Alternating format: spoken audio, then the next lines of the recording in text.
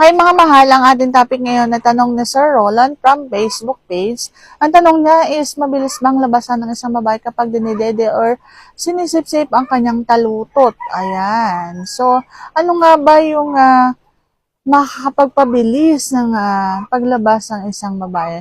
Pag-uusapan natin yan, pero bago yan, pasensya na po kayo sa manok na mahadera sa aking background. Ayan. So, mangingitlog po kasi siguro yan, kaya siya nag-iingay. Okay?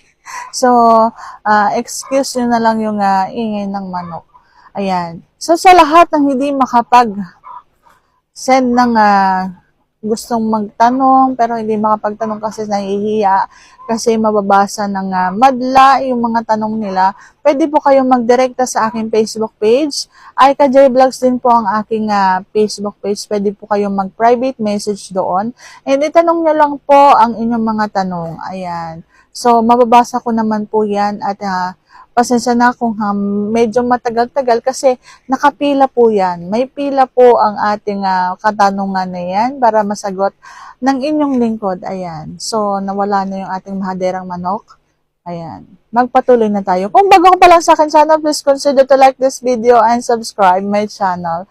Ang sagot ko po is depende sa babae. May babae po kasing manhid na pagdating sa kanyang dalawang bundok. So, kung halimbawa nga sa babae, bago pa lang kayo, sobrang sensitive yan, sobrang dagdag na libo-libong kiliti ang mararamdaman ng isang babae. Kung halimbawa bago ka pa lang dumedede dyan. Ayan. So, kung halimbawa namang marami na kayong anak, marami nang dumede doon. So,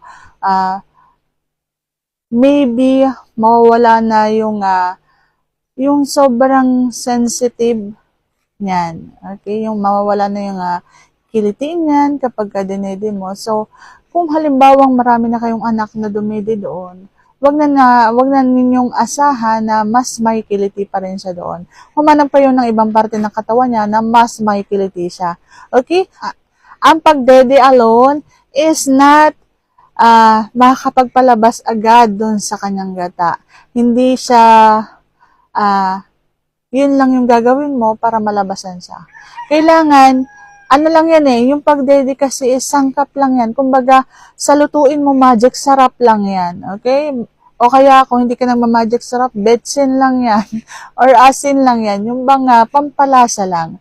Okay? Pero ako kasi, guys, dun pa rin yung kiliti ko. Ayan. So, sobrang kiliting-kiliti pa rin ako. At kung halimbawang gusto mong may mangyari sa atin, so, ganun lang. Dididayin lang ako at bibigay na ako. So, yun kasi yung kahinaan ko, yung aking weakness. Okay? So, kung halimbawa ng isang babae is sobrang nasasarapan sa ganyan, yun talaga yung sangkap na magpapabilis sa paglabas ng gata niya. At masarap po yan ginagawa kung halimbawang nasa ibabaw ang babae. Yung ba nga, siya yung nagdadrive at habang nagdadrive siya, habang ginagawa niya yung lahat para masarapan kayong dalawa, is sasabayan mo ng pagdede dun sa kanyang dalawang talutot. Ayan, talulot or ayan, kung anong naiisip nyo, yun na yun. So, yun talaga yung sobrang masarap as in lalabasan ka na doon. Okay?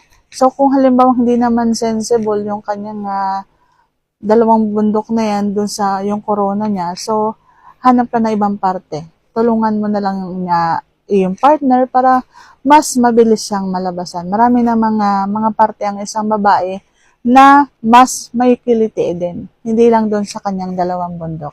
At sana nasagot ko ang iyong tanong.